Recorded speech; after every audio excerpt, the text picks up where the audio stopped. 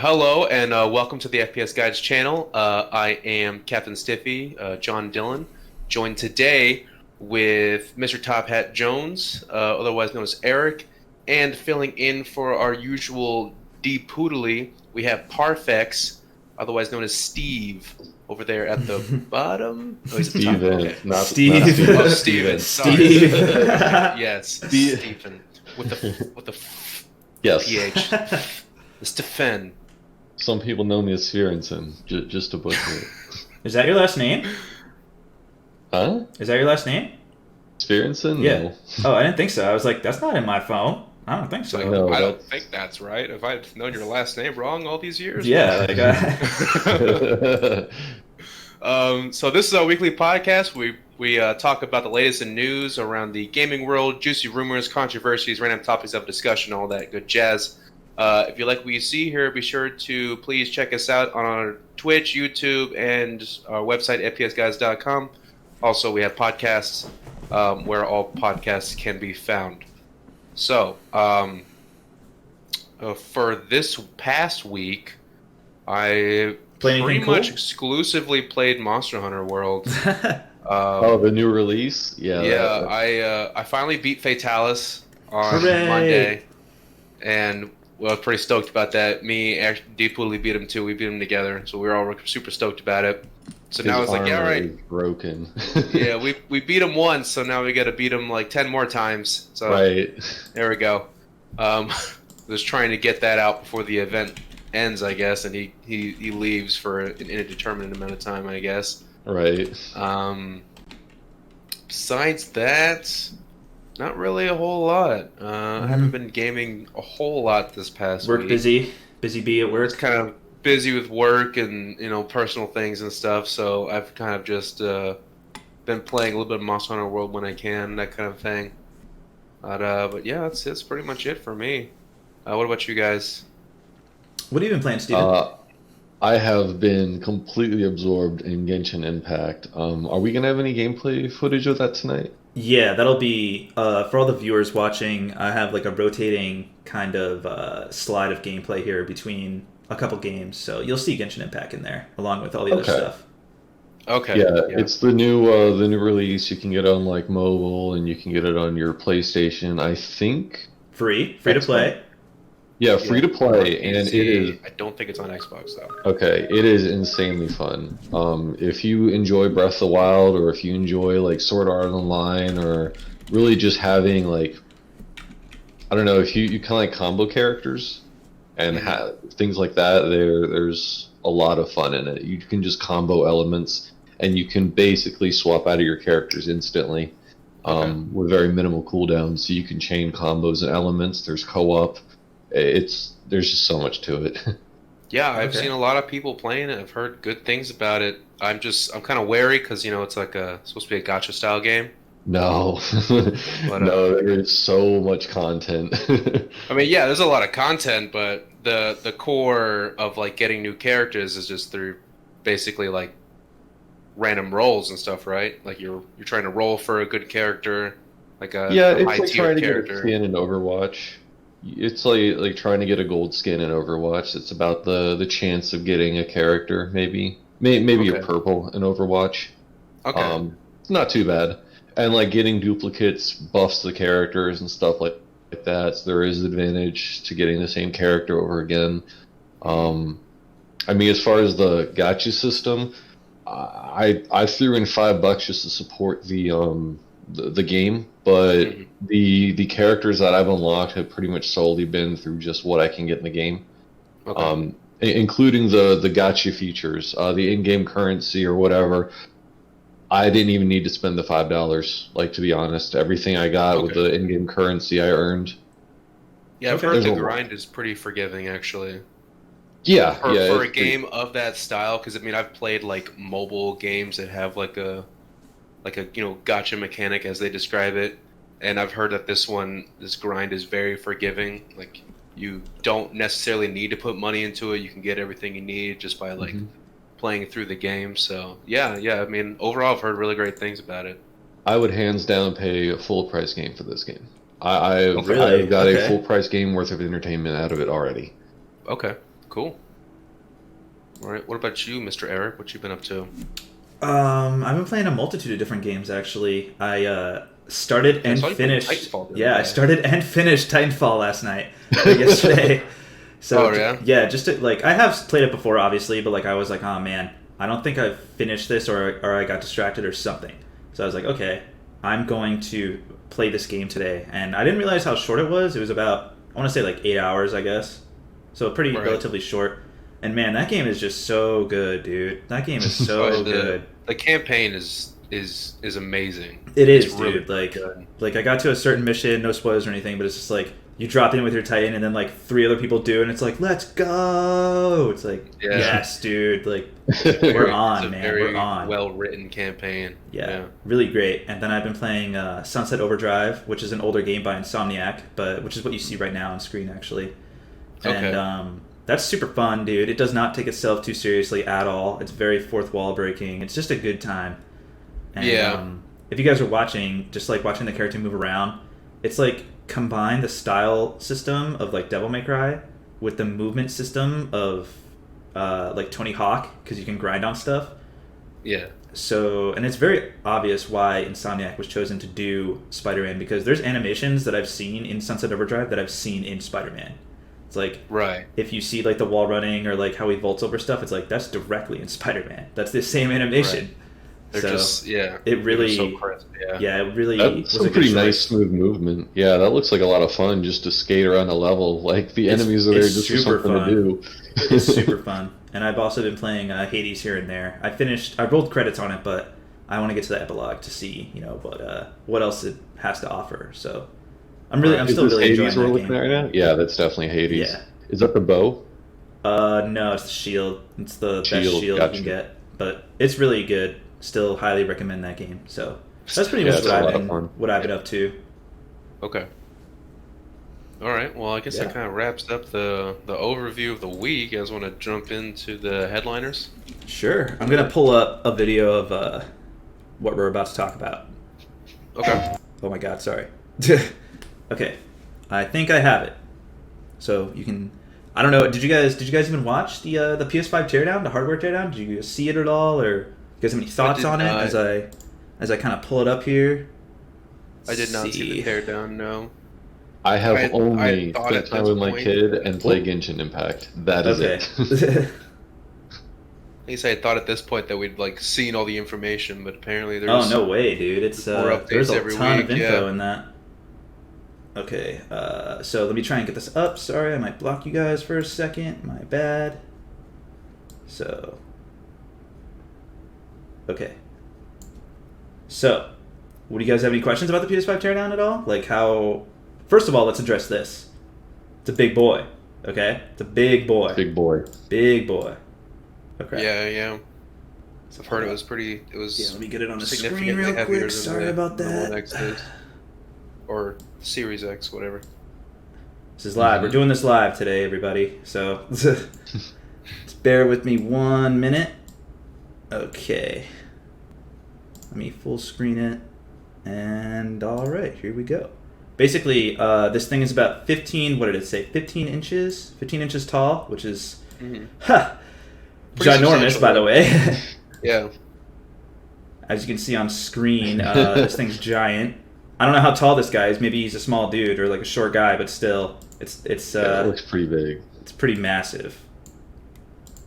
And the main things I wanted to go over actually were first of all the size. Do you think this will be cumbersome in your room? Like how are you gonna be like, oh my gosh, like where is this thing gonna fit? What am I gonna do We with this definitely have to thing? move some stuff around, Like, Yeah, look at that. Like you might have to take some shelves out of your TV entertainment center, to fit it in them properly.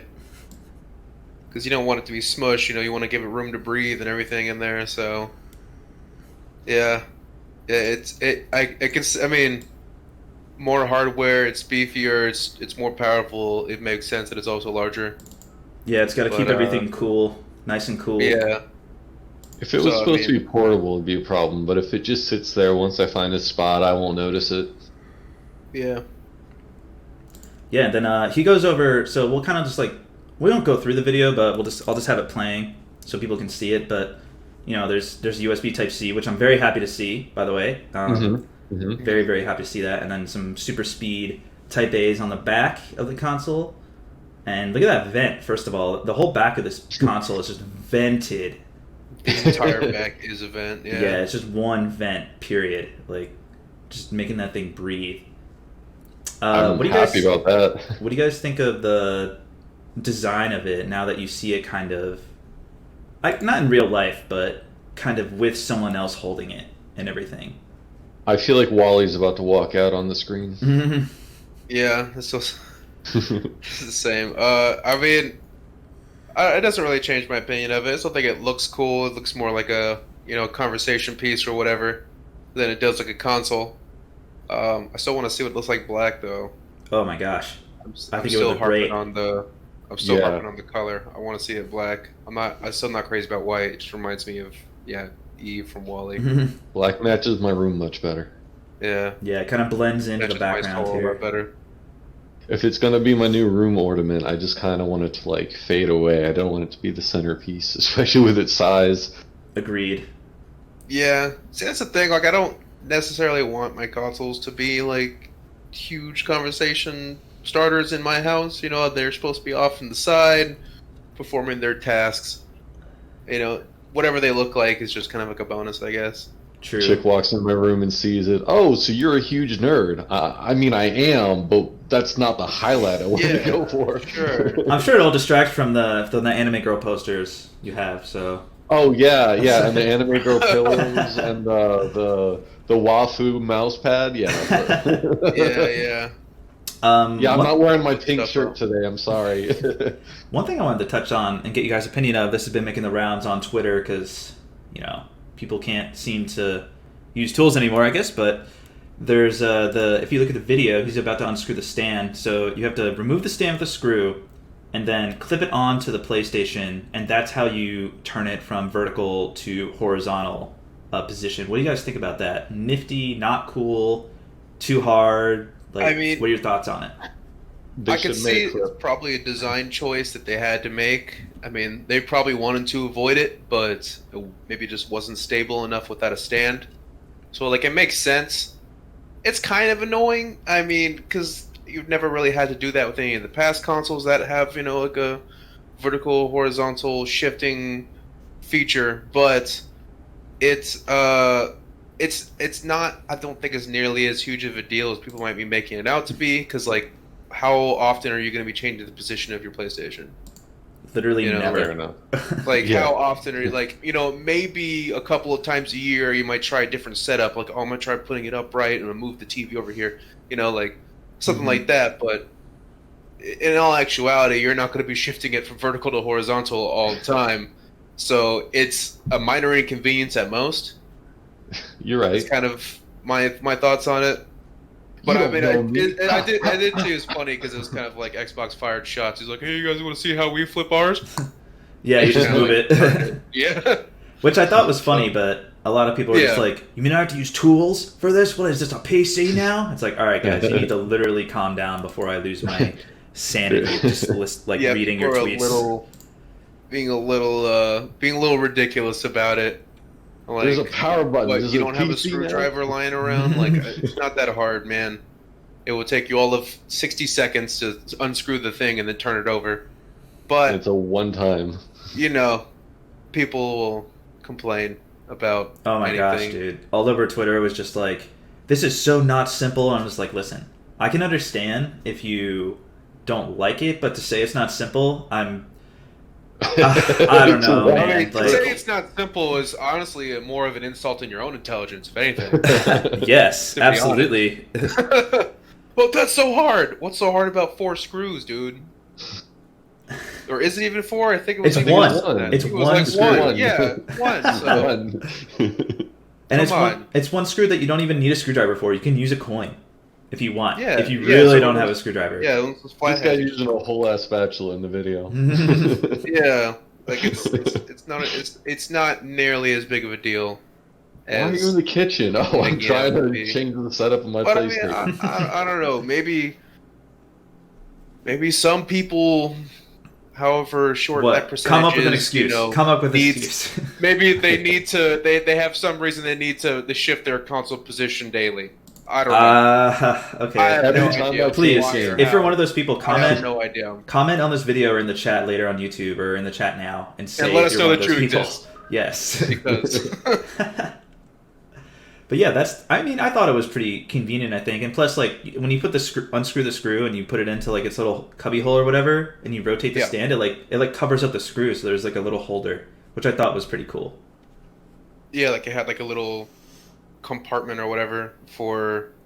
So like, wait, did the stand have like a compartment, or you had put the stand aside?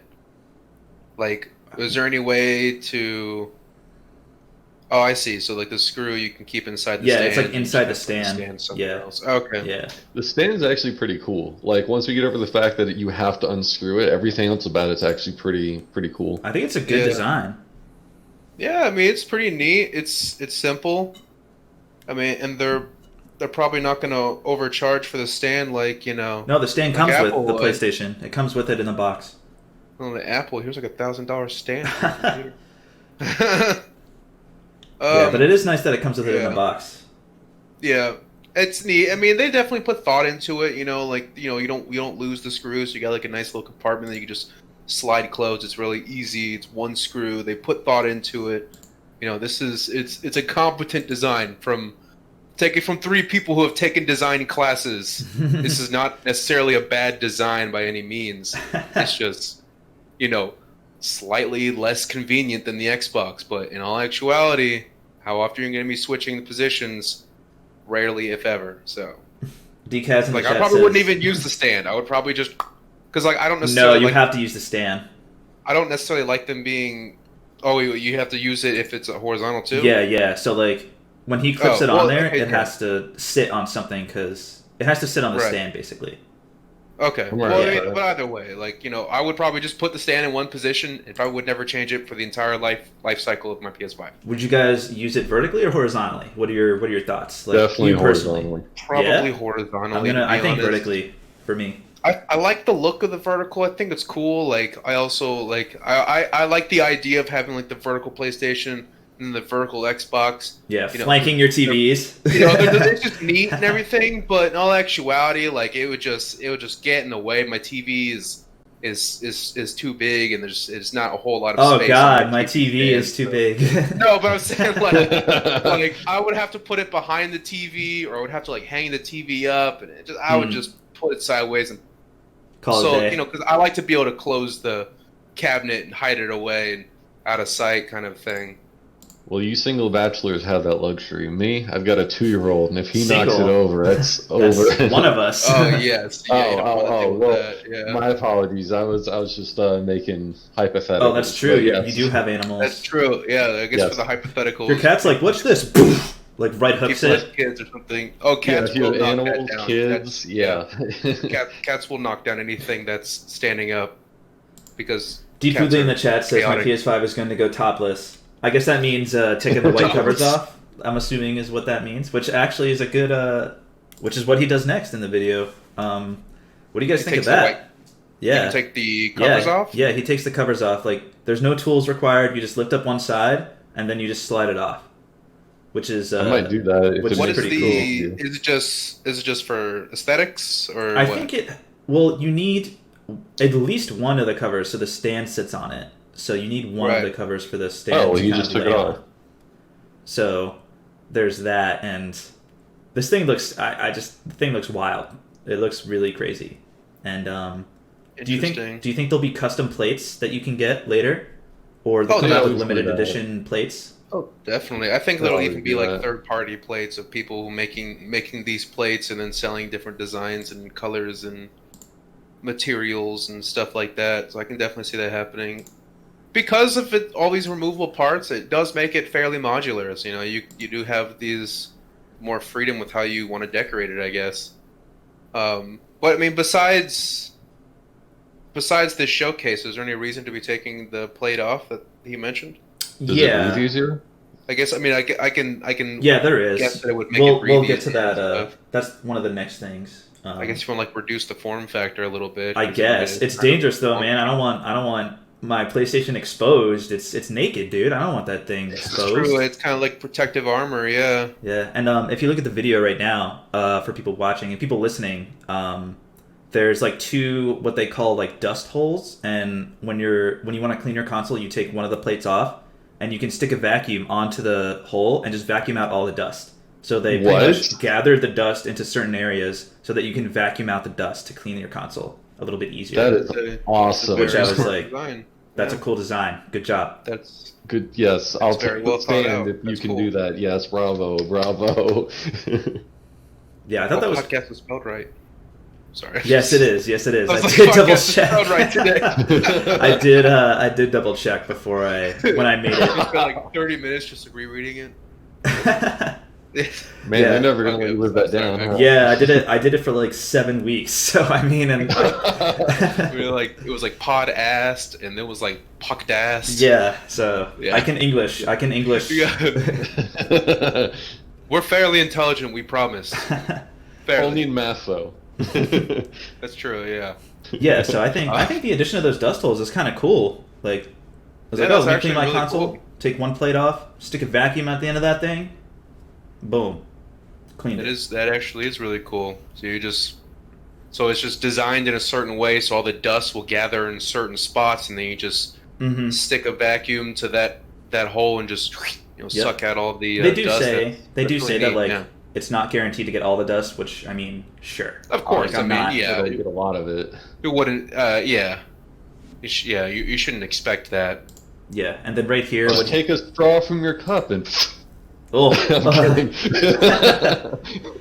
and then like your question earlier, John, you said like, what is there another reason to take the plates off? And yeah, he's about to in the video actually going to take off one of the plates, and then right here is where the expandable storage goes, not replaceable storage, expandable. So you can get a NVMe Okay. SSD, stick that in there, and there's your expandable storage right there.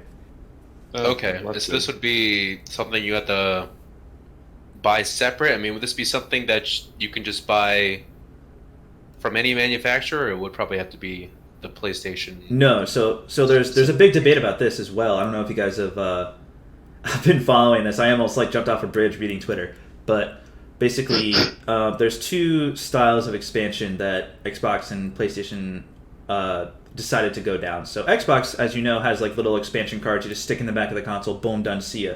Like boom, Right. done. Go drink. Done.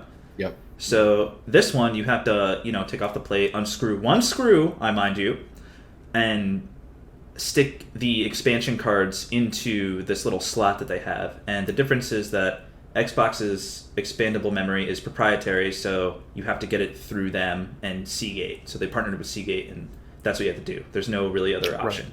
PlayStation, Right. however, you can just go get an SSD from wherever and stick it in there, as long as it Right. meets the requirements of speed. So you can get it from a Data, Corsair, like all these different PC manufacturers. Okay. Yeah. Wow. Okay, that's cool. So What do you- yeah, so What do you guys think of those two strategies with Xbox Yeah. and PlayStation? I mean the one that PlayStation is going with is obviously the most preferred, because obviously it's like you could probably save a buck or two if you're not getting it from the not getting it from Xbox or PlayStation. You can just get it from some kind of third party vendor, which is nice. And that's it's actually kind of surprising. I feel like the whole memory card thing would be more of a Sony move, Yeah, because they did it with But- PS2. because they've done it with PS2, and then Xbox. I mean, Xbox would have patented Microsoft's external hard drives and stuff like that, but it would always be USB, so you could honestly use any kind of hard drive or storage that you wanted to. But now it's like they're taking a whole 180, and it's like Sony's trying to be the good guys now, I guess. Yeah. So yeah, this is surprising. It's interesting you I- mentioned price, actually, because Mhm. the Xbox expansion cards for memory are about $220, which for a terabyte, which is For- expensive. It's I a will lot, say yeah. that's expensive. However, Western Digital, actually, I don't know if you guys have seen this. I think it was either earlier today or late yesterday. that they came out with their first SSD that is compatible with PlayStation 5, and that's $230 for 1 terabyte. So it's $10 more than the Xbox. However, I do want to point out that the speed of that SSD is way faster, like 2 to 3 times faster than that of the Xbox expandable memory. Right. So I think you got to weigh out those options, because I saw so much heat on Twitter, dude. Just like, oh, all those Sony ponies and all those people that thought that your expandable memory is going to be cheaper. It's actually more expensive. It's like, yeah, but it's also like twice as fast. Like, I mean, right. And you don't need to buy it. No, that you don't. Specific. You don't. You could buy it from, as any other hardware supplier, and as long as it fits within the parameters, you'd be fine, right? Yeah, as long as it fits within the parameters, and yeah, you're good. That's why if you see on the video, there's like three or four different like slots. There's like different sizes of SSDs you can get, so you can just plug them in and good to go. Yeah. I mean, I appreciate that Sony has done that. Honestly, it seems like they're putting a little bit more thought into consumer needs than Xbox is this time around. Which is super weird, because that's usually not how it goes at all, ever. It seems a little different. Sony's always been like, "Oh, you're gonna buy our shit because, I mean, if you want to play our games, that's what you got to do." But now there's like, yeah, you can get from any other kind of, as long as you put any kind of SSD in there, it's whatever, as long as it fits. Yeah, as long as it meets the requirements. Yeah, good to go. You guys have any other thoughts on the expandable memory or anything like that? Because there's a couple topics about the PS5 that I want to touch on, but that's a big one. A lot of people were worried about how Sony and PlayStation would implement that. And I think it's a pretty good solution. Yeah, I'm sorry, you got to take off a panel and a screw. My bad. Never build a PC if that's a problem for you. It's not a huge deal. Like, you're banned from the PC space if you can't do that. I'm sorry. Never build anything if you can't do that. I mean, you're gonna hate Legos then. Let me tell you. Legos have screws? What? No, but okay. Oh my god. But they do have thousands of pieces. So. Lego's got some stuff now. They got all these movable parts and everything. You can do some crazy stuff with Legos. Shout out to the 10 viewers and everybody in the chat. Thanks for what's going on. Thanks for watching, guys. If you have any hot takes about PlayStation 5, throw them in the chat. We'll address them. Throw it in there. And then I think one of the other things that I wanted to talk about was the cooling of the system, because I don't know if you guys have heard the PS4 and the PS4 Pro, but it's like a damn jet engine rocket taking off. Oh yeah. It's like a Boeing 747. It's insane. Have you guys? What is your experience with the fan noise and heat of your console, your PlayStation console specifically? Have you had problems with it? Is it annoying? Do you have to wear headphones when you game? I mean, I usually wear headphones when I game anyways, but it's like when I take them off after playing for a while and I just hear I was like, man, that thing's been chugging for hours. So I mean, it's I guess the sound of it isn't necessarily a huge bother for me. It's more, I don't like the idea that it's struggling so hard for so long. Yeah, I agree. Because if your fan's kicking in that hard for hours on end, it's not good for any electronic. I mean, it's even when I use my laptop for a long time, it's like when I hear the fan chugging along after taking my headphones off after playing Monster Hunter World for a couple of hours, I'm just like, ugh, turn this off for a little while. So that also means that it might not be keeping up with the heat. Yeah. So it's a nice addition. It makes me. It makes it more apparent that this is definitely an improvement all across the board. An improvement with cooling, an improvement with heat management and mitigation. So it's neat that it's not like just obtusely loud. I agree. I think that was a big concern, was cooling and noise, which they addressed in their blog post when they put up this video. It's like, we addressed these two things the most because these were the most, I guess, hated things of the current gen console that people harped on, which is good that they were taking that into account. Yeah. Yeah, it didn't take long for my PS4 to start getting loud, honestly. I mean, I didn't have the Pro version or anything, but it just didn't take long for it to start getting loud. Yeah, it was after one Bloodborne campaign, and it was already yeah. Deep Hoodly says the heatsink is fat. Yeah, that's about to come up in the video. A fat heatsink. Oh my god, dude! It's like 40. It's like I want to say 50% of the console. Like it is. It's like the weight, like not weight, just size. Like when he pulls it out, the heatsink. When he pulls out the heatsink, you'll see it's just ginormous. And my PS4 didn't really have too much. I have a PS4 Pro, but like it didn't really work too hard on most games except for The Last of Us Part 2, Ghost of Tsushima, and Avengers. Like brought that thing to its knees for some reason. Really. And here's the heatsink, and look at this dude. Look at this guy. Whoa. Fat. Custom. Look at that, dude. And they said that because of the shape and the way everything will flow within the heatsink, it'll give you the same performance as a vapor chamber, which is again a very high-end cooling system. But man, look at this damn thing, dude. Like, for those of you listening, I can't really describe it to you too well. It's kind of like a lowercase b, but it's just jam packed with heat sinks and these kind of like copper tubing. It looks like the fins. This reminds me of TSD, dude. When we took TSD, this is all fins right here, dude. yeah. I'm just looking at that, just thinking about the amount of design that went into just because I mean a heat sink isn't necessarily a complicated thing, like, but it's kind of thing that it becomes as complicated as you want to make it. Yeah, and that is a complicated looking heat sink. Yes, if you guys are looking at the video, there's a lot going on with it. You can see how much the heatsink takes up of this console, man. Look at that. It is just it's at least 30%. It's huge, and its shape is bizarre. Actually, I think it probably wouldn't be far to guess that it's about half the way, because that thing is like, it looks. I mean, it's large. It's got to be heavy. I have no idea. I'm not willing to take it apart. First of all, to find out. I'm not gonna try and find out for myself. No. But yeah, I think so. What do you guys think about this overall cooling system that they're using? They have this giant ass heatsink. They have liquid metal, which is much better than thermal paste, by the way. Much better. So, does this give you confidence in the noise and the cooling of the system? Or are you just like, oh, okay, all right, sounds like they may have addressed this, or is it like, we'll see? Oh no, they definitely have put in extra work. I don't think there's going to be any console that's going to be as powerful as getting rid of heat. Hopefully, I'm really hoping that they did their job. Yeah, it's I just think it's overall. I just think it's nice that the thing that they thought about the most in the PS5 are, the things that people harped on the most from the PS4, and that's kind of like, what they put at the core of their design.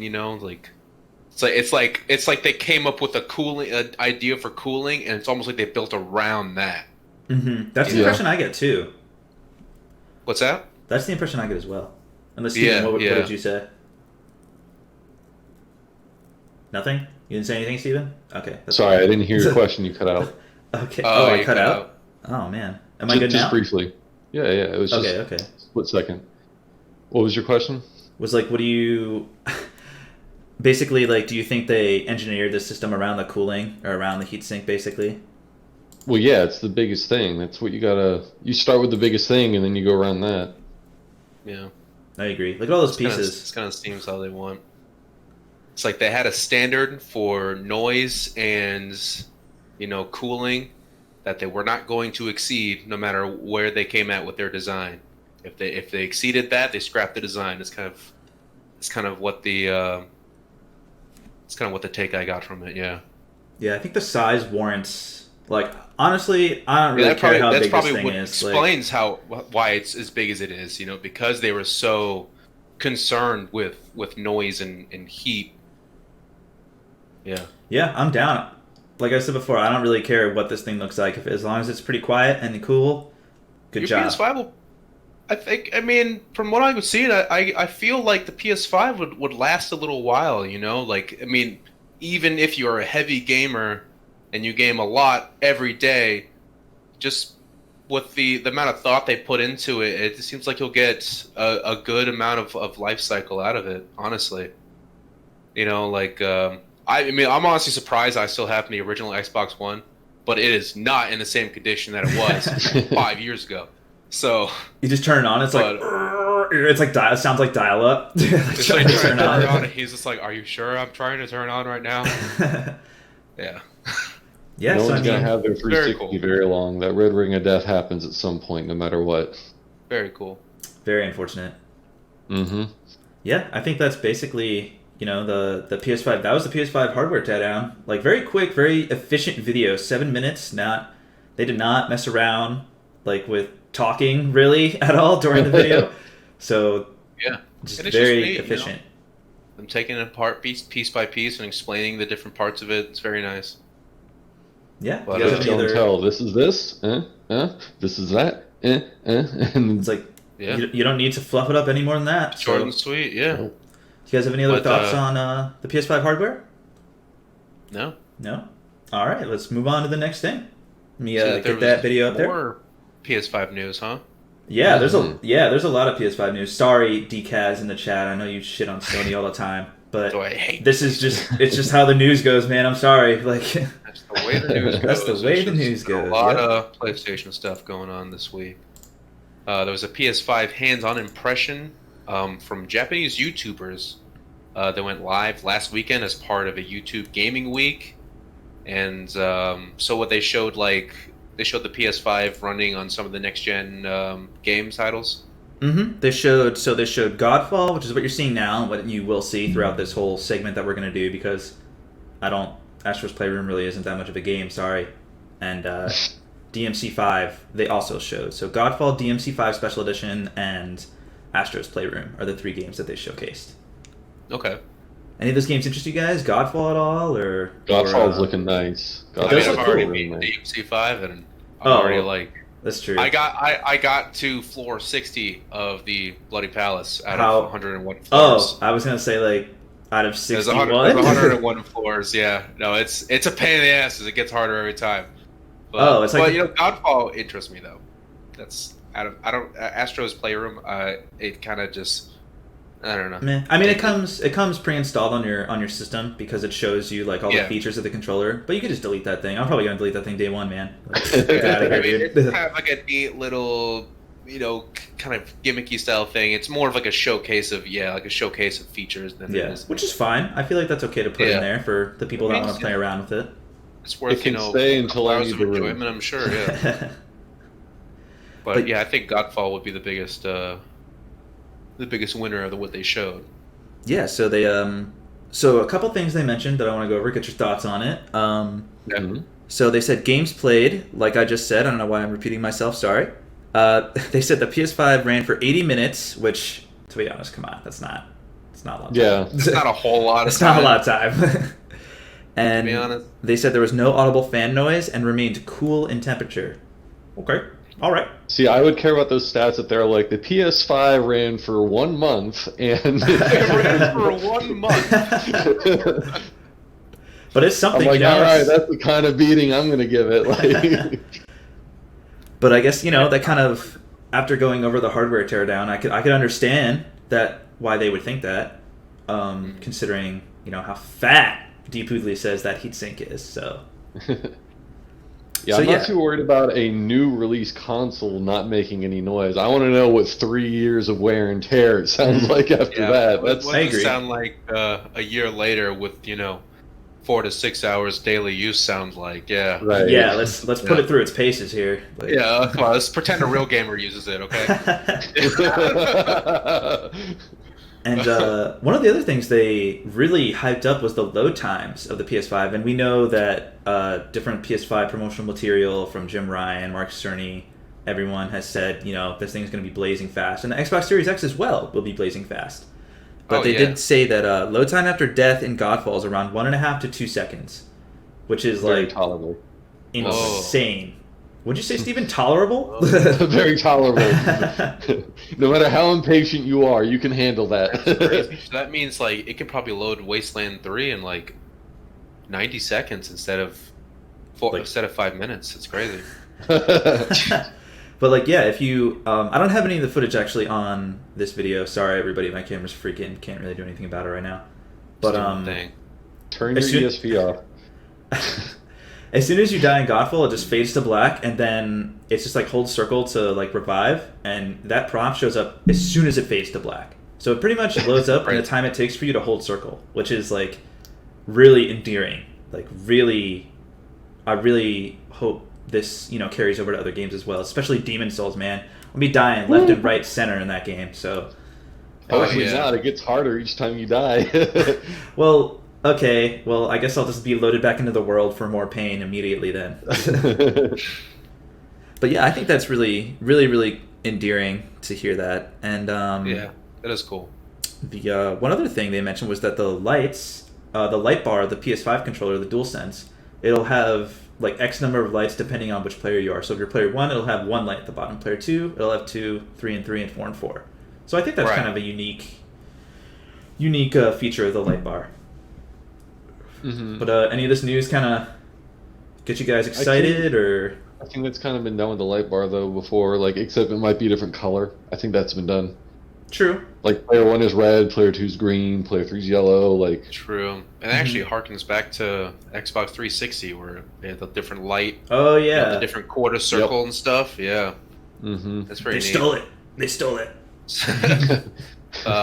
Copyright infringement. Well, I mean, I guess that means they aren't completely, I guess that means that couch co-op games aren't completely phased out in 2020. So that's nice. I hope not. I mean, yeah, man, I'm gonna hang and drink with and yeah, couch co-op should never be phased out. It's always like it's kind. I don't know. I feel like it's what brought gaming kind of to its popularity. I mean, yeah. When multiplayer first started, it should always be around. Play with your little brother. Game that doesn't need it, so I can hang out with my friends. But when I can actually hang out with my friends, I want to be able to hang out with my friends. Yeah. Yeah. So. Yeah. You guys have any other thoughts on that? I think that's it for PS5. Yeah. I mean, I'm still excited for a new console. I still just don't know when I'm going to get one. Oh my god, dude. I'm excited. I'm excited for a new console. I never get them right at first release because there's always something wrong with them. It's true. There usually is some kind of day one bugs. Well, like, wasn't Xbox 360 like lighting on fire or something when it was first released? Like a few. I mean, there is always something like horrible happening. All I know is like the notorious Red Ring of Death thing. I've got like twice. Yeah, twice too. Jeez. Yeah. But I mean, Microsoft was cool about it because, like, you just tell them you have the Red Ring of Death, and they'll just send you a new console, basically. Nice. They're just like, yeah, send it back to us. We'll send you a new one. They're like, all right, bet. Finish it. Cool. Let's do it. True. So that kind of rounds out the PS5, like, kind of hardware stuff and a little bit of the software. But there is an update I wanted to talk about. John should jump in on this one, too. Actually, he should play Ghost of Tsushima first of all. Probably step 1, play the game. Oh, yeah. I need to play that one. Yep. Still need to. Oh, man, I need to play that game, too. I've heard nothing but good things about it. It's great. It's like sitting in my PlayStation installed, never played. Oh, my gosh. Yeah, so they Sucker Punch, the guys behind Ghost of Tsushima, actually came out and updated their update, as weird as that sounds. All right. There's a multiplayer mode called Legends, which is coming out next week, next Friday, baby. So that's pretty hype. And basically, this update contains the multiplayer mode, like I said, but it also has 2-person story co-op missions, which is cool. I like that. It has 4-player, 3 to 4 player, like wave-based missions, which is cool. Okay. Like, I'm down for that. And then they also said that there'll be a raid, Ghost of Tsushima raid later down the line, maybe a couple weeks after they release this thing. Interesting. I don't know how that will go. They said it's like a 3-part mission. It's supposed to be like standalone from the base game, right? So, I mean, I'm assuming you won't really be able to carry over any gear or anything that you unlock in the. I am not sure. Legends thing. I am not sure. I don't know. I'm not sure. Not sure yet. Yeah. But I know it has a bunch of different cosmetics, a bunch of different charms and upgrades and things you can do. And they also said that if you try to do something on a higher difficulty, that it's not just going to be like, oh, enemies have more health, blah, blah, blah, blah. Like, they'll put new enemies in there with kind of different sets and, like, different enemy combinations. So I was like, yes, dude. Like, please don't pull the Destiny crap where it's just like, bullet spongy. Like, yeah, we'll just give them more health, make them do more damage, yeah. Yeah, I don't like that. I don't it's like that. Oh, you fought this thing 300 times? Well, now you can fight it 301 times, and it's going to take 5 minutes longer or 30 minutes longer, but it's the same fight. Yeah. Yeah, that's very annoying. No, I like that. And, I like when they added new enemies. I really enjoyed that. Breath of the Wild, when you get into Master Mode, that changed the whole game for me. True. And then they actually added New Game Plus, which is super cool in this update. And something they added was armor loadouts, which when you play John, you'll see why is like a big deal because... Oh, I can already imagine. Yeah, you just switch your armor and you're like, oh, let me switch all my upgrades and charms.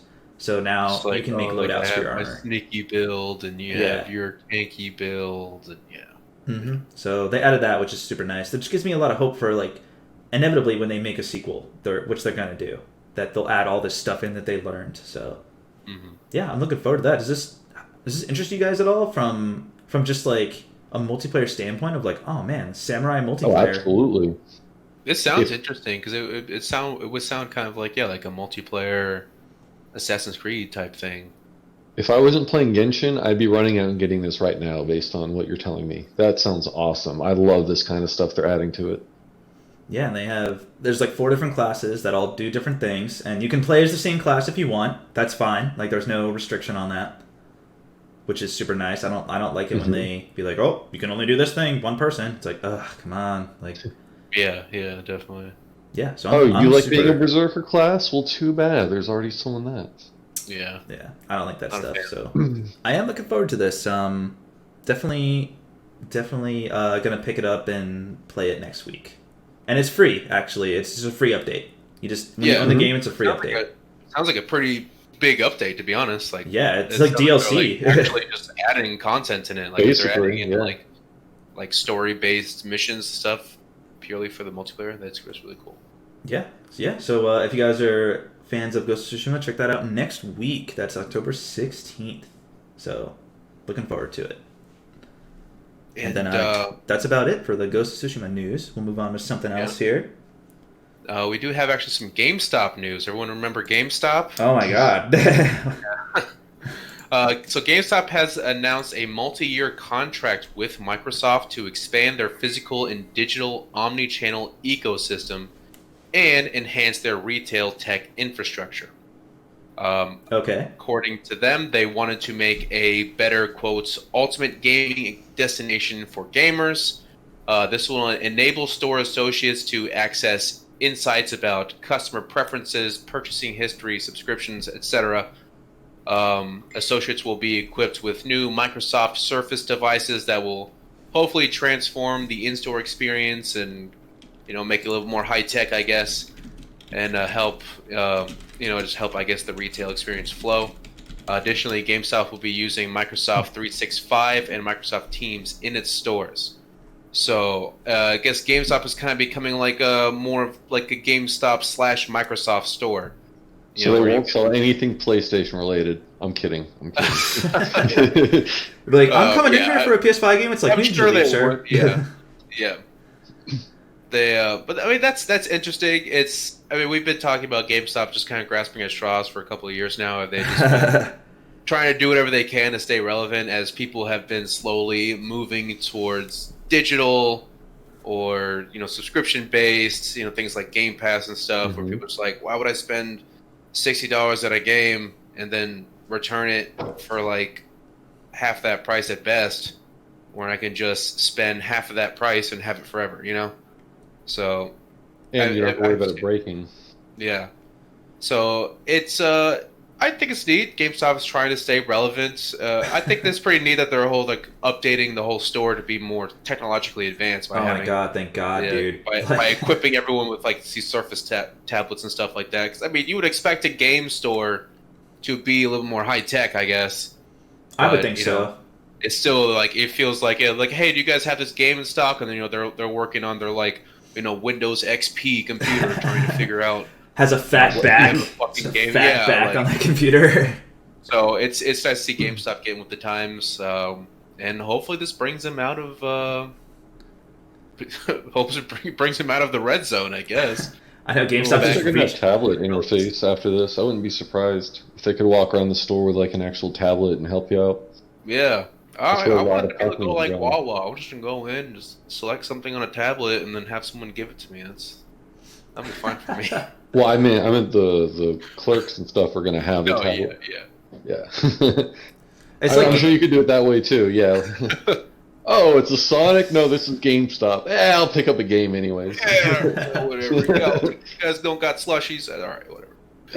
It's like a scene from like a movie where it's like some person is like going underwater and like looks like they're about to drown. And just like a hand comes in from the water and grabs them. That's Microsoft. Just like, I'm pulling you up. Like, I'm gonna pull you up and save you, or try to at least. Buddy. We'll try. Meanwhile, the hand of Blockbuster's reaching up from the depths to pull him back down. Join us. Oh my god. Toys R Us is like, join us, GameStop. Join us. Dude, I don't say if Microsoft can't bring him out, I think it's over. Yeah, GG GameStop. Sorry. The most successful, powerful tech company in the world, basically. So that's if they can't do it, I don't know who can. Yeah, they can run at a loss forever. Just keep throwing money at it until it works. But yeah, I mean that's the GameStop news. It's positive. That's positive news right there. What's that? It's positive news. I mean, positive news. GameStop's not dead yet. They're working on it. It's gonna be like I don't know if GameStop has like little like keychain things or whatever that you can put on your keys like you do with like CVS and Walgreens and stuff.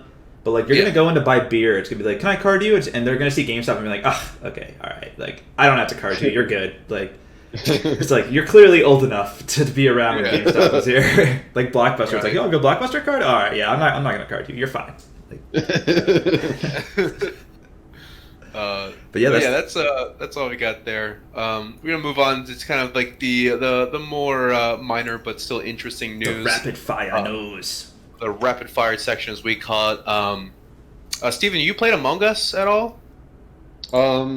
Sort of. Like I watch a lot of YouTubers and stuff do it. I get the concept. I can talk about it. I played a lot of games similar to it, actually. Like, there's game nights, we had card nights, werewolf, vampire. It's the same concept. You've got two players. Kind of like a whodunit, kind of like a... Yeah. Well, I guess for those of you who don't know, Among Us blew up after being released 2 years ago, much to the surprise of the developers, Innersloth. What a name! That's such a good name. Yeah, right. It's probably just like a couple of people, to be honest. Innersloth has been talking about some possible revamps to come to Among Us. Now that they have completely scrapped the sequel that they had originally planned on before the Among Us blow up, but now they're just like, okay, now people actually like this game, so let's stop working on Among Us 2 and let's keep this one relevant. You know? They're probably scrambling, dude. Right, yeah. They're just like, what do we do? We gotta make this more entertaining somehow. It's working? It's working? Hold everything. 2 years later.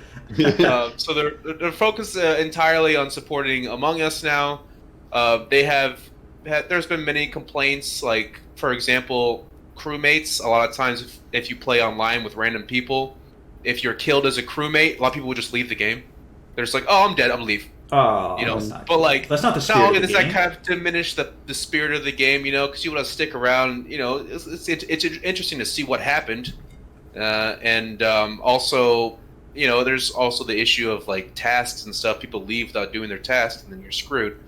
So crewmates leaving immediately after being killed is something that they wanted to kind of address because they don't want the game to not be fun for anybody. Obviously, as good developers would. The devs believe that the driving force behind this is that there isn't really much for people to do, much for crewmates to do after they die and become a ghost. For those of you who don't know, if you're a crewmate and you've been killed by the imposter, you become a ghost, and all you can really do is float around the map and complete your tasks and stuff, but you can't interact with anybody or anything besides your tasks. this is actually different than the imposter, because if the imposter becomes a ghost, they can still do sabotaging and stuff. So these imposters can still do stuff even if they're dead, whereas the crewmates, even if you complete all of your tasks, you're done. There's not really anything else you can do except watch the shit show play out. Okay. So they have been talking about adding in kind of like a guardian angel mode, and they aren't really sure how this is going to manifest yet. So they're thinking that maybe it'll be like the first crewmate who dies will become the guardian angel, or it'll be like a random selection of a crewmate every round or something like that. But it'll basically let the crewmate ghost perform new actions that will kind of bring a little bit of spice into the game, such as they can stop the imposter from killing somebody, or they can undo a sabotage, or they can affect doors. So you see like the imposter chase someone down, you can slam the door in the imposter's face so your boy can get away. And so it's like little neat little features that they're thinking about adding in to kind of add a little bit more complexity to it, but also just make it just keep it more lively, I was wondering how that would affect the balancing of the game, though. For instance, like, if you don't know who the imposter is, and then someone's walking down a hallway and then they get split up, it's like, well, that guy's probably the imposter, or the person who died knows it. Yeah. Or, Yeah. Well, I mean, it would be like a use wisely kind of thing, I'm sure. And if you've been killed, you would at least know who one imposter is. Right.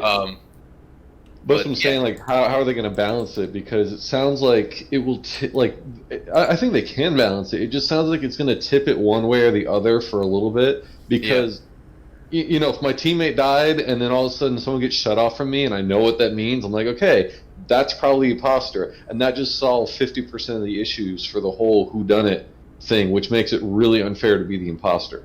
If we're talking about that hypothetical. Okay, yeah, hypothetical. Yeah, I can see that. I guess, it would really just depend on how they're... It's because it's a weird game where it's kind of would be hard to balance. It's not necessarily the same as like a fighting game where you got to make sure somebody's not too OP than somebody else. Right. But I guess you could add another imposter? I don't know. Yeah, it would be... I mean, it would be... I think it would be interesting to see how they do it. I like the idea, and I also do agree that I feel like there needs to be a little bit more to being a crewmate besides completing your task and not getting killed. Mm-hmm.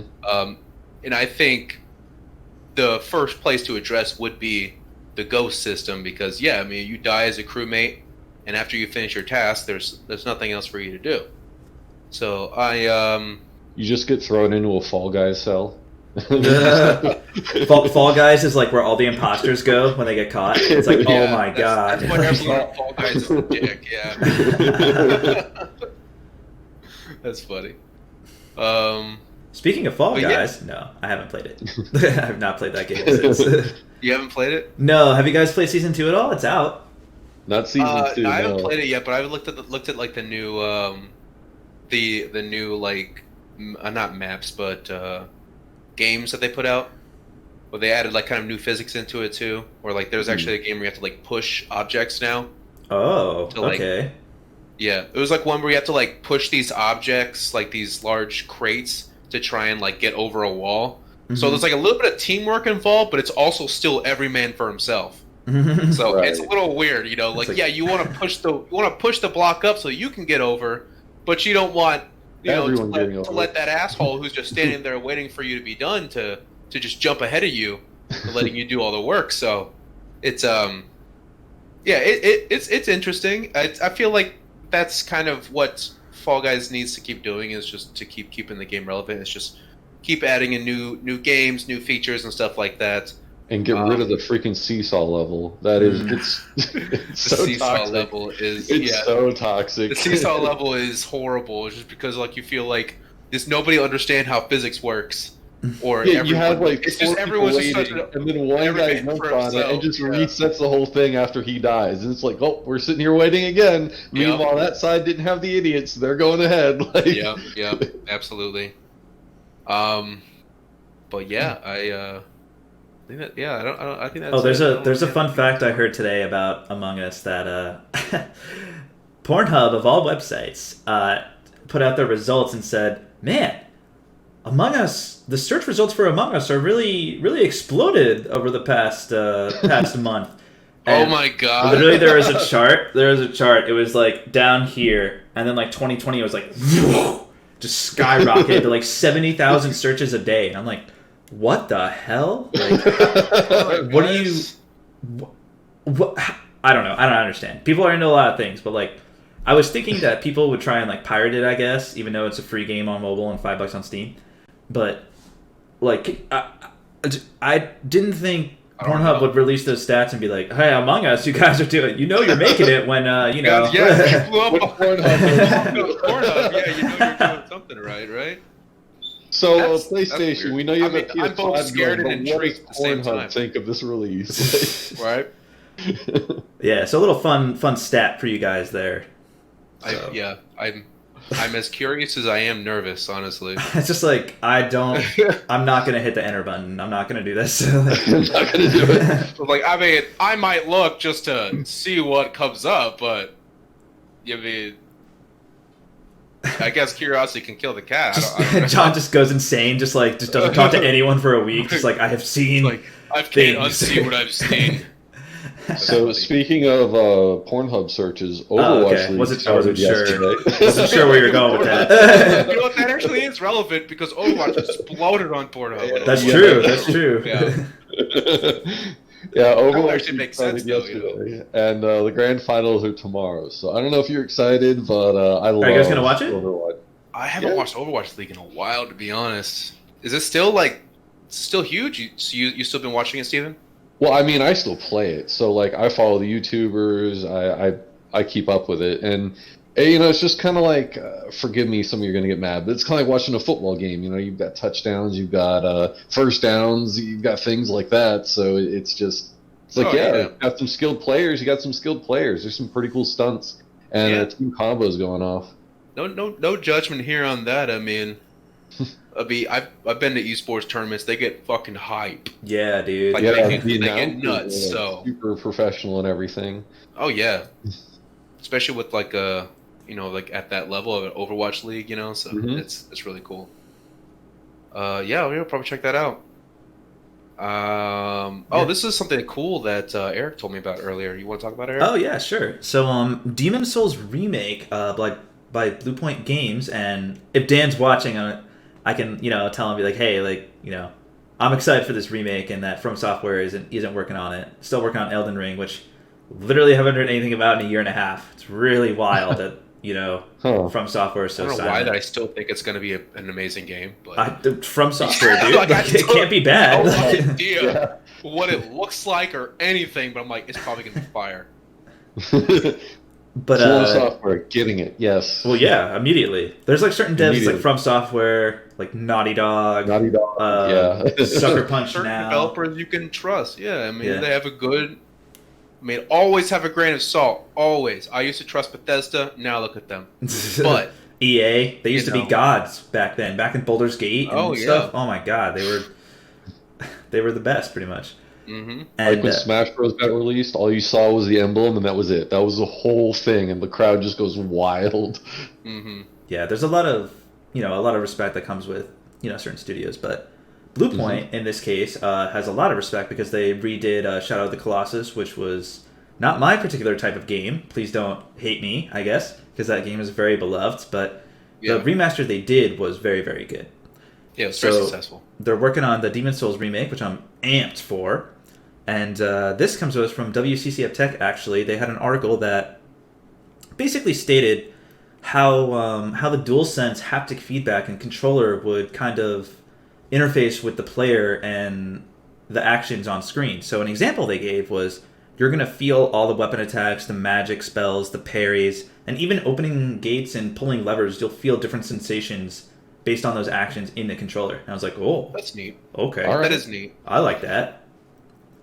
Do you go ahead, John. Like I just imagine it. No, I mean I just imagine the feeling being different that of like, if you were like the different feeling that if you were to just kind of like use like a one-handed short sword versus like using those comically large great swords that they have in Dark Souls and just just slamming that shit down and just feel your whole hand.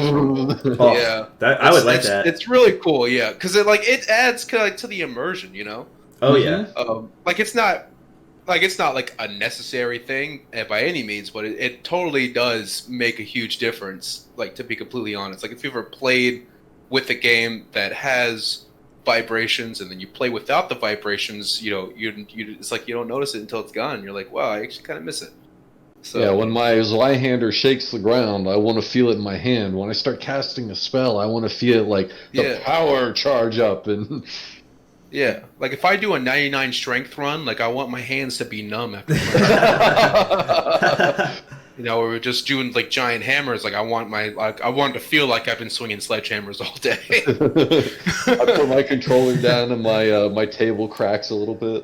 Yeah, you put it on your glass table and it just shatters. I'm like, oh. Yeah, you go to drink something, your hands are just like shaking because you just like, it's like, oh my god, you know, it's like how you ever like mow the lawn, you know, and like after you mow the lawn, your hands are just like, yeah. Yeah, you make a dex build and it shoots estrogen in the air, you know? I'm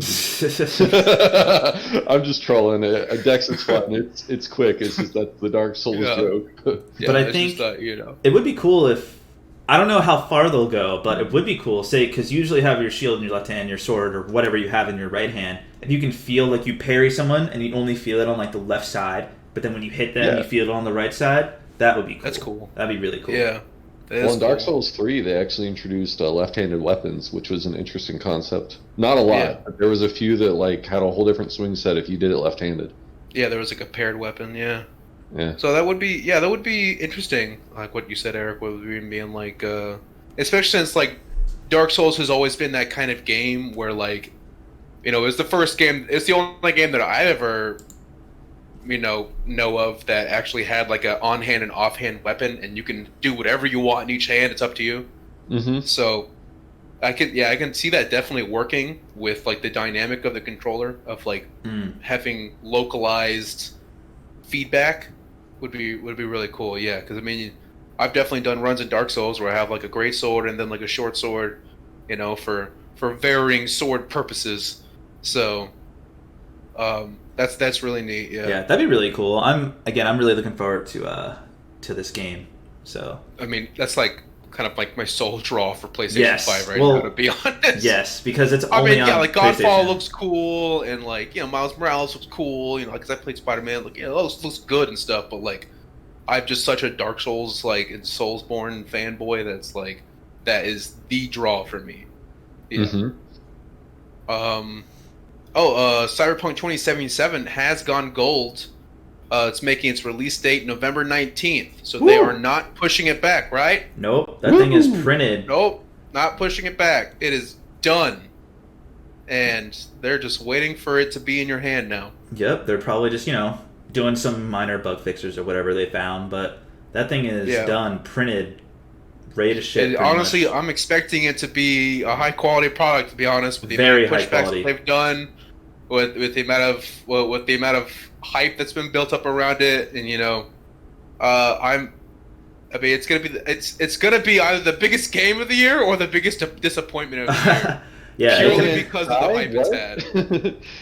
It can only go two ways. It can only go two ways. Like when you have a hype this massive, it's either going to meet or exceed those expectations, or it's not. So I'm still hurting from the CD Projekt Red the heat is on them. Honestly, it really is. Oh yeah, heat's definitely on them. Yeah, because with everything they've built up around the game, like people are not expecting anything less than perfection. Yeah, which I mean, you're not. You know, you're obviously not going to satisfy the highest of high hopes for fanboys and everyone like that. But yeah, I'm expecting this game to be very good, at least an 85, if not 90. Right. Yeah. Basically. So nice. I am looking forward to this game. Are you guys pretty hyped for it? Pretty looking forward to it? Oh yeah, it's still my biggest game of the year that I'm looking forward to. Oh, mine's Demon's Souls. It's the last Soulsborne game I haven't played. Mm-hmm. Me as well. Yeah, it's true. I guess Cyberpunk, I don't need to get a PlayStation 5 to play, so that's true. You get on PC, I'm bro. I'm gonna get Cyberpunk 2077 first, and then by the time I finish that, I should be able to buy a PlayStation because they won't be sold out everywhere. Yeah, if they're even around. Because it's just getting a PlayStation 5 at launch. Like if you don't already have one secured, you're kind of screwed. It'll be tough to get. I did hear something today from, I think it was it's either TCMF Games or TMCF. I forget the YouTuber, TCMF I think. He said that look out for like around October 17th for another wave. So just like kind of keep your eyes peeled for around that date. Okay. I don't know if it's true, but hey, I mean I'll take anything at this point. Yeah. I don't understand why they don't just meet the demand. Like, why can't you just pre-order it and then like, okay, we need to make this many? Maybe it's not guaranteed that they can make that many, I guess. I'm not sure. Yeah, I don't know how the manufacturing works, to be honest. But but I am trying to get one still. Like every time, poor Wario64, dude. Anytime he posts something that isn't PS5 related, all the comments are just like, "When's PS5 info?" And he's like, "Dude, I'm just trying to like give you guys deals on other things right now, okay? Trying like, to give you guys information, dude. It's what I do. It's like relax, like you'll get it." Oh, and just additional info. There's gonna be another info dump for Cyberpunk 2077 on Thursday, October 15th at 6 p.m. for their Night City Wire kind of like showcase thing where they talk about the game. Yeah. Have you guys checked any of those out? Because I have not. I mean, I'm gonna get the game. I know I'm gonna get the game, so I feel like I don't need to see those. Yeah, I'll see some of the videos from it like the day afterwards, just to see like what kind of new shit that they've, with what new stuff that they've shown. But I mean, I'm already sold, to be honest. Like, I'm already like, no matter what they showed me at this point. Like, I mean, when they showed me fully customizable genitalia, I was in it. I was sold, That was what got me. That was it. What's the point of fully customizable genitalia? You just max out all the bars. Like, yeah, like why is there even a bar? Slide that all the way to the right, dude. Your character has like a hunch. She's like leaning over a little bit. Like it's like not to have a third leg. Come on, dude. A warning pops up. Warning: if your bar goes past this point, your character could result in blood loss in the middle of a fight. Do it. You'll get over encumbered easier or something. Yeah, your guy just gets fatigued in the middle of a fight. Like he just bends over. Oh, that's so awesome. But okay. Moving away from that subject. Speaking of which, Spider-Man Miles Morales has also gone gold. Woo! And it's going to hit its release date of November 12th. Hell yeah. PS5 and PS4, just to tell everyone out there. So. New information for Godfall, the PS5 launch title. It will require an online connection at all times. Yep. So unfortunate. You will not be able to play it offline. It doesn't necessarily mean you'll need to be playing with others, but you will need to have connection to the internet to play it. So just keep that in mind. If you have shoddy internet, I'm not a fan of that. Reconsider getting I do not like that in games. I agree. I'm not a huge fan of that. I've always liked to be able to have the ability to play in offline mode. My internet goes out sometimes. I still want to play a game. So, let's see. Minecraft Dungeons gets a new update with new difficulty and crossplay. So that's pretty cool. Ever check that out? Didn't you check that out, Steven? Minecraft Dungeons? No, I didn't get into that. I was looking at it, but other things came up. Okay, yeah. It looks good. I do play Minecraft, but I haven't touched the dungeons. I think wasn't Joey in that? Joey M517. He was pretty into Minecraft Dungeons, if I remember correctly. I don't know if he played the Dungeons one, but he's definitely been super into Minecraft for like as long as I've known him, pretty much. Like, yeah, okay. He's been super into Minecraft. Fall Guys Season 2 released yesterday, adding new costume games and maps, like we've already said before. Mortal Kombat 11 announced 3 new DLC characters, Melina, Rain, and Rambo. John Rambo. Yeah, like the guy. Like the guy. And he will be voiced by Sylvester Stallone himself. Oh my god, that's awesome, dude. That's awesome, right? Damn. This is we'll just kind of slap in the face to you Terminator fans because Arnold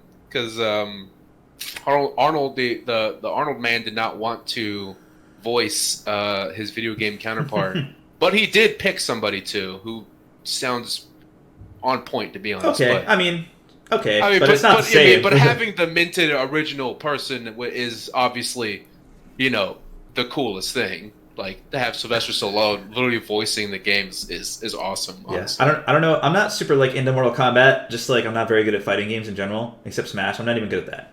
But basically, you're in the high. I hate when you say I that. was in Elite Smash. I'm not in it anymore. I was in it multiple times. He does have the highest but... rank out of all of us. Yeah, but he's not good at it. Right, But whatever. he's bad at it. So what are we? What am I, chop Hey man, I'm not saying that. I'm not saying that. But I watched the trailer for this just to be like, okay, like whatever, Mortal Kombat. I'll watch it, see what's up. And basically, I started out with like Melina and Rain fighting, and then this other character tries to jump in, runs away into like the forest, and all you hear is like fighting, and then someone throws his head back, and Melina and Rain are just like, who the hell, like, who's here? And then like all you see is just like a big ass gun and just the silhouette of Rambo, and he's like, I'm here. And then he just like fires his gun at everybody, and I was like, oh my god, I can't believe this is real. That's so cool. Yeah, dude, he's got to have the big 50 machine gun. He's got to have the bow and arrow. Like, I always like watching. I don't play Mortal Kombat because I'm absolutely ass at it, but I always like seeing the new characters they add into it. And like, I watched all the Terminator like trailer characters and stuff. And yeah, John Rambo it looks really cool. Shout out to Mortal Kombat DC fans out there. Smith. Let us know how you think about him, I guess. Oh yeah, shout out to Dan. Marvel's Avengers player counts on PC has fallen below 1,000 players, causing matchmaking issues. But the developers are confident players will return in the future. How confident? How confident are you? How confident are you? Because I'm not. So Eric, you're gonna go hop in and play that to save the game. Below 1,000. Within what did it release like? It released a month ago, dude. A month ago. I think it was September. It was like early horrible. September. That is horrible. Yeah, it's terrible, dude. And like, okay, so if you guys haven't seen it, my impressions are up there with Steven. I'm not a fan of this game. However, I will say that I will jump back in when Hawkeye and all the DLC characters, like, get in there, because I do want to see what they do with them. But it's gonna be like a hot 5 minutes, and then I'm gonna bounce out again because. This game just isn't fun, man. This game just isn't fun. They make the characters really fun. I mean, yeah, they just missed the mark on this. Yeah, honestly. and it's upsetting because like it's the biggest, arguably one of the biggest properties in the world right now. So just for them to drop the ball and then to kick it around and then fall off a cliff, like, ugh. I just don't think the execution was right, honestly. I mean, I played Marvel's Ultimate Alliance, and that game was awesome, and I played that game so much. And I thought at first it would be similar to that, but after seeing Marvel's Ultimate Alliance is better. Yeah. If you want to play Marvel's Avengers, just play Marvel's Ultimate Alliance. Honestly, you don't really need to play with other people. It's just better experience in general. Moving on. Western Digital. We can skip that one because I mentioned it earlier when we were talking about PS5. You did. Duh. Okay, cool. Upcoming releases and deals. Upcoming releases and deals. One of the biggest ones, Baldur's Gate 3, has released an early access on PC for $60. What does this put in here about 20 to 25 hours? What is that? So the game isn't done yet. Obviously, that's why it's called early access. But the amount you can play is about 25 hours of the game. Okay. So that's what it means. I think they're shooting for next year to get this full-fledged release. But I mean, let's face it. 25 hours of an early access game like Baldur's Gate 3, that's more than most games. So it's a decent amount of time, but honestly, with a game like Baldur's Gate, it's kind of barely scratching the surface. Yeah. Because it is just like this crazy sandbox of an RPG, Yeah. I was just looking at the customer creation screens, and it's just ridiculous what you can do with customer creation. It's like all of the races and subclasses of races. Like, it's crazy. Any of you guys ever play any of the Baldur's Gate games? Baldur's Gate, Icewind Dale, all those old D&D kind of PC games? No, I haven't. I guess when I was younger, I didn't really have the patience for a game like that. Okay, that makes sense. After growing up, now that I'm older, now that I'm all grown up. Now that I'm all grown up, yeah. No, I played, but I played Wasteland 2 and 3, and I've had a really great time with those, and those are definitely slower paced games. Mm-hmm. I played all the old Fallouts, had a great time with those, and I've just been watching Baldur's Gate 3 gameplay. It really does seem something like I can really jive with, something I can get into, because it's very similar style of game, I guess. Oh yeah, in terms of combat, yeah. Yeah, so if you're fans of like that old school CRPG type of game, this is definitely for you. Definitely for you. Yeah, and I've got some D&D friends who are like drooling over this game. So, there's a Need for Speed Hot Pursuit Remastered announced and launches November 6th for PS4, Xbox, PC, and Switch on November 13th. All consoles, all platforms, except for some reason Switch it'll be in the 13th, I guess. Yeah. And this will have crossplay. That's cool. Any of you guys have any affinity or love for Need for Speed? I'm not huge into racing games, to be completely I'm not honest. a racing. I'm not either. Well, okay. I played a Need for Speed. I liked it. Like I had a good time with it. I finished it. But ironically, it was like the one that I played is the one that people don't agree is like a good one. I played Need for Speed Carbon, but apparently Need for Speed Carbon. I've never even heard of that. Shit. Yeah. I've never even heard of exactly. Yeah. Everyone was like, "No, Need for Speed Carbon sucked. You need to play. You need to play Hot Pursuit. You need to play Underground or whatever." I've never played any of those ones, but I played Carbon and I had a good time with it. So, but I mean, I'm just not a huge racing game fan in general and stuff. Yeah, I like the aesthetic though. I like the aesthetic, just like hot cars, like nighttime. That was the best part about it, was just making a cool ass car, yeah. Because the amount of customization you can do was just insane. Speaking of fighting games, Steve from Minecraft officially has entered Smash Bros. On October 13th. They have like the old Sakurai showcase of him and stuff like that, and he looks pretty ridiculous. He looks broken, dude. Broken. He looks pretty broken. Yeah, he can change the map with blocks. You can place a block midair, so he can't die from falling. Pretty much. I mean, unless you're out of blocks. That's true. You can wall people off. They can't. They can't ledge snap to it. In the video, they show him completely walling off Pikachu's quick attack to get back to the ledge, just completely negating that whole thing.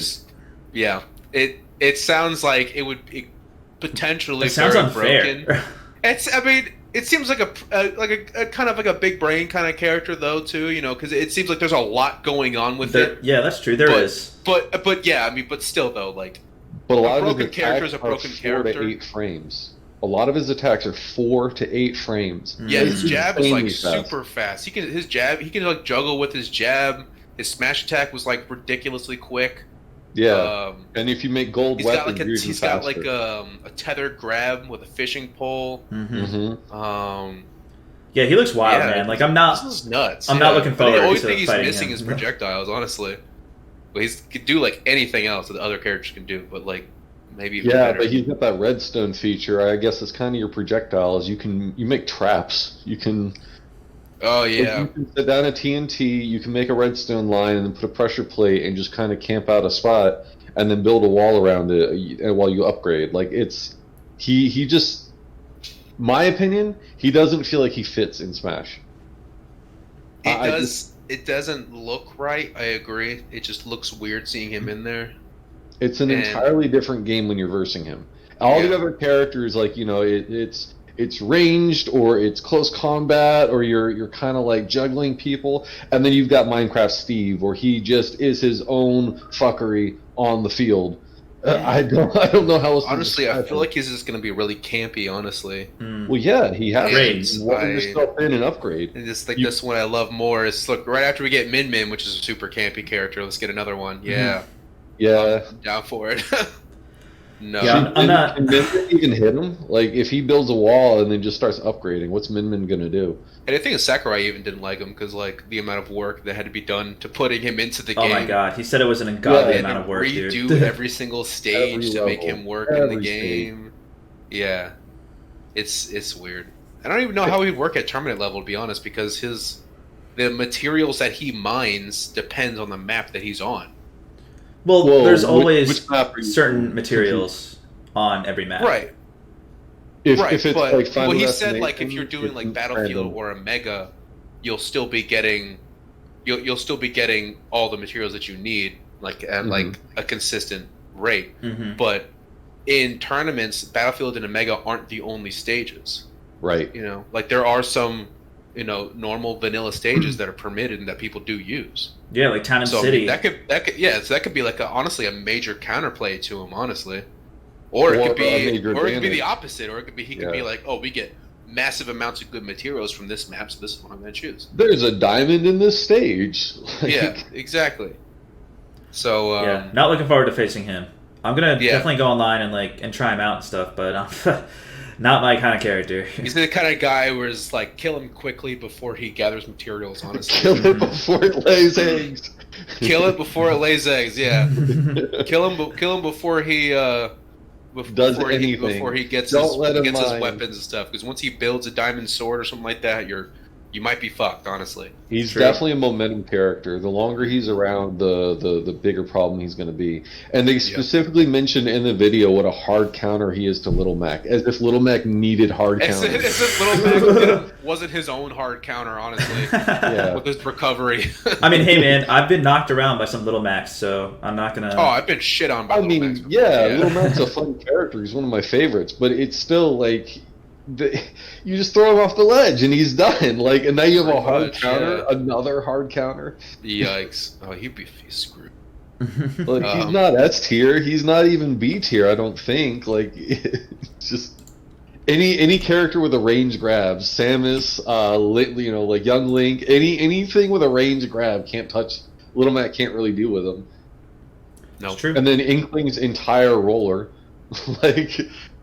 It's gonna be a problem, but he can't we'll outrun see. it though. So. Yeah, It's he true. can't run it. There's if you guys are looking for something to play this weekend on PlayStation, the Call of Duty Black Ops Cold War PS4 Open Beta is this weekend. It's gonna be the 10th through the 12th. So if you are interested in checking out the Open Beta for Cold War, I'm guessing this is gonna be like basic kind of multiplayer That's what I'm playlists and stuff assuming. like that you can go through. Yeah. I don't think there would be any kind of like Warzone or zombies or anything like that. I don't think they would put their cards out right like that. Bug Snacks will launch on PS5, PS4, and PC via the Epic Game Store on November 12th. Okay, Bug Snacks was that kind of like game where you like just eat things and you become those things, right? yeah. So I watched yeah. like a first impressions on this because I was like, "What is this game?" So, have you guys ever played like Pokemon Snap? Yeah. Yeah. Okay, Yeah. so combine Pokemon Snap with like a puzzle game, and that's what you Okay. get. So it's in Okay. first person, and what you have to do is you have to gather all these bug snacks, is what they're called, and it'll be like strawbees or like orange peel bugs. It's like all like funny names for like normal everyday food, but they're all living creatures, which is a little weird, but Right. And you have to deliver all these bug snacks to these certain people via quests and be like, oh, I want this one, go get this one for me. It's like, okay, cool. But then you have to decide, the puzzle aspect comes in where it's like, okay, this bug snack likes this kind of thing, and he only comes out at this time of day, so that means I have to get these materials and go here at this time. So it's kind of like that, where it's more chill puzzle, kind of catch these things and deliver them back, and then when you deliver them to the people, when they eat them, their limbs turn into what they eat, which is like, I don't know, it might be nightmare fuel for some kids. I'm not really sure, but like it's very strange concept. So It's Sounds like a sausage shroom party, trip, honestly. but yeah, it's Sounds very like a strange. So crazy I trip. guess check that out if you're interested in it. Speaking of horror games, the that's medium true. new third-person horror game comes to Xbox Series X and S and PC December 10th. Do you guys like horror games? Are you guys into horror games at all? No, they give Not me nightmares. Purely horror games. I like going to bed. Not purely horror games, I guess. Like I've played some of them. Like I can't remember what it's called, but like one of those like walking simulator horror games where you had to go like find keys and notes and shit. Like I've done that, and they're Right. interesting, but not just pure horror games. Like kind of like I like the kind of like Dead Space niche, where it's still action, so survival, there's still fighting and stuff in it, but it's very fucking scary.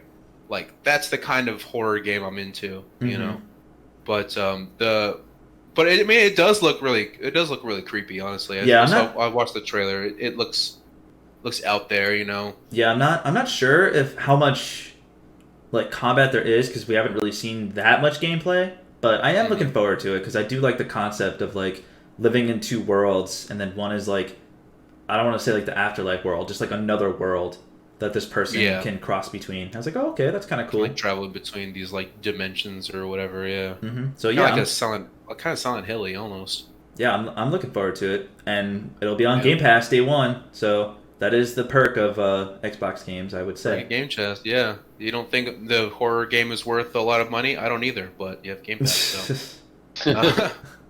But one of the games I'm really excited for is Outriders, which is the co-op based or the co-op class-based third-person PvE looter shooter type deal. That's going to be launching on February 2nd, 2021. That's the release date we've been given. And we're going to have full crossplay at launch. And a free upgrade from current to next gen. So you don't have to wait to buy it. Just go ahead and get it for your current generation console, and you'll be able to upgrade it.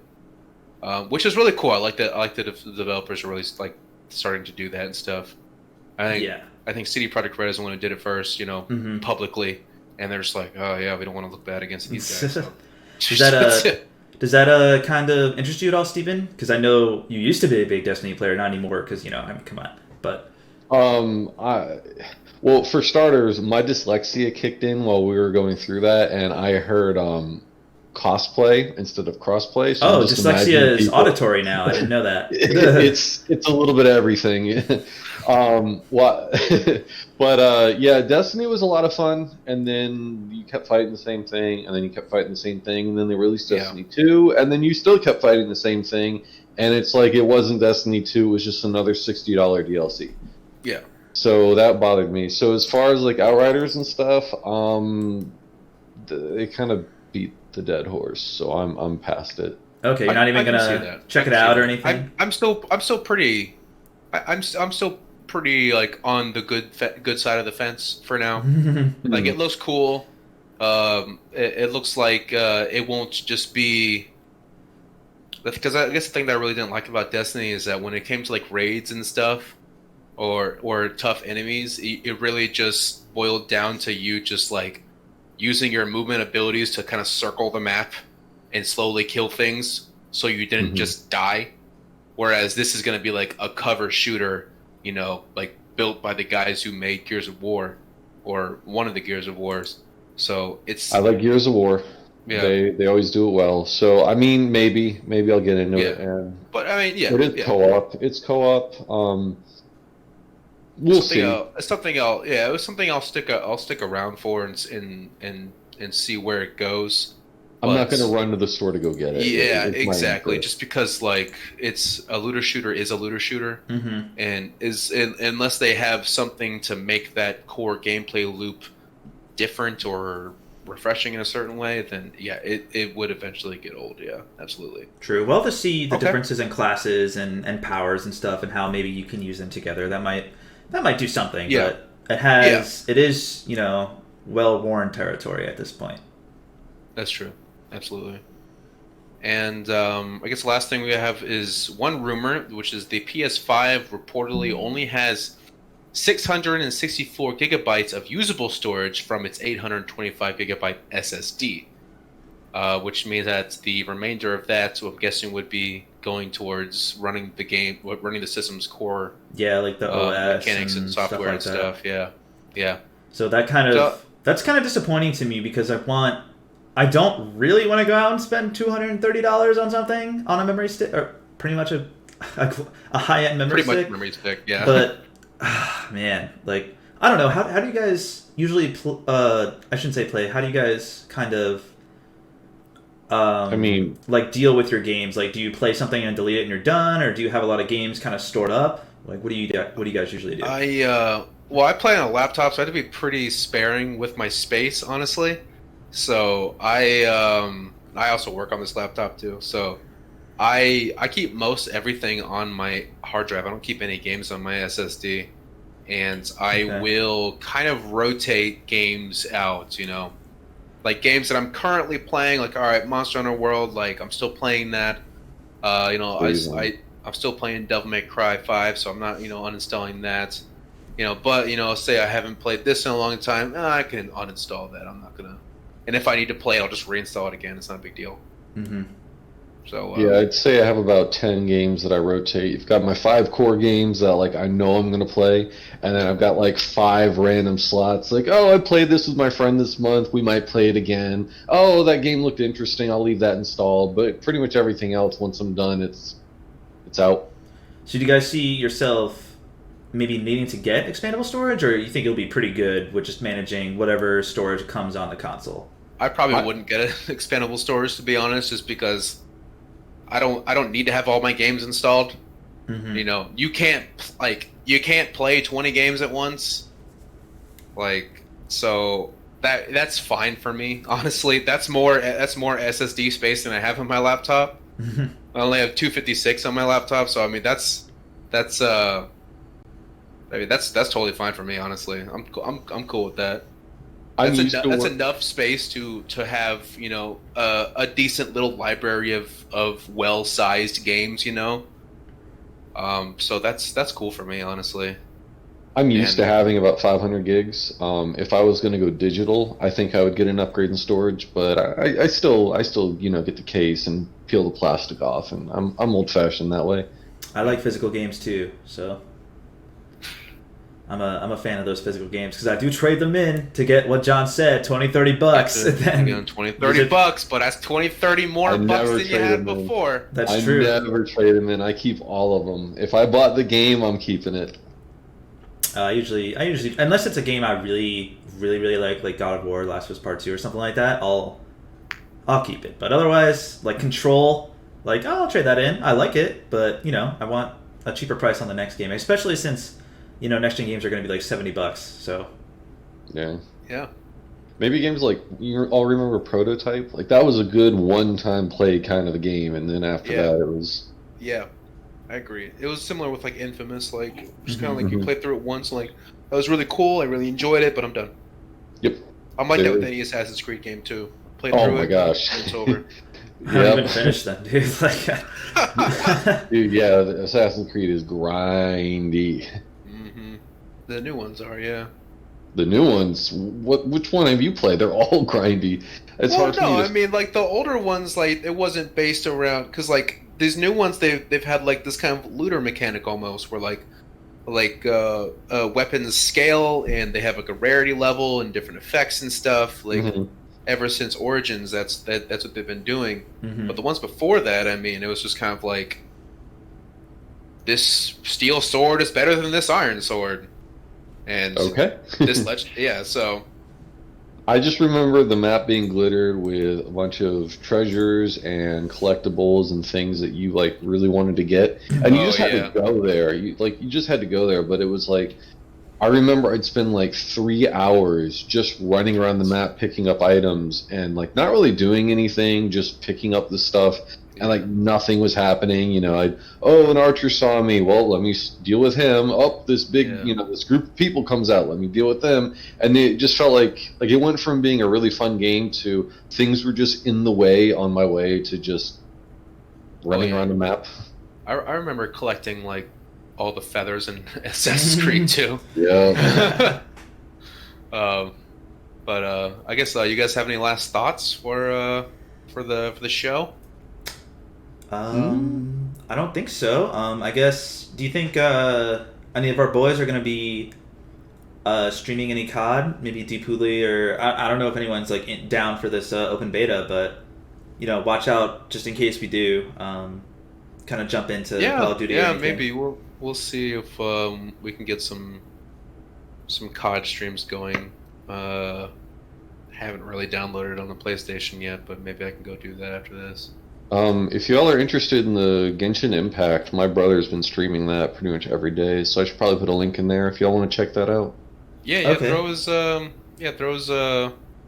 his Twitch name up on the chat and stuff. Yeah. Yeah, I will do. That way y'all can check out the game. Okay. Dude, I thought I played a lot, and he's still a higher level than me. I can't keep up.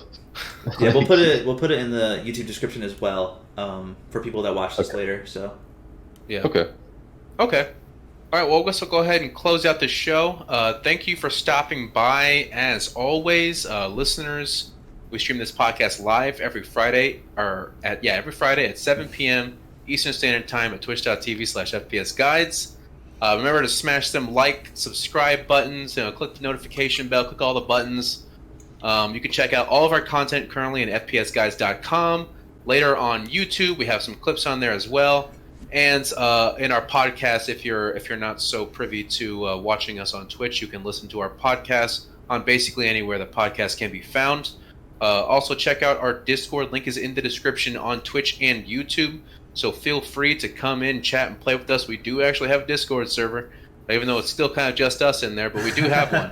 So, or if you're not really much of a social type, you can just pop in and drop some memes or something like that, and then bounce. It's whatever you want to do. But anyway, I think that's all we have for this week. Thank you for watching. Remember to be safe, wash your hands, and play games. We will see you next week.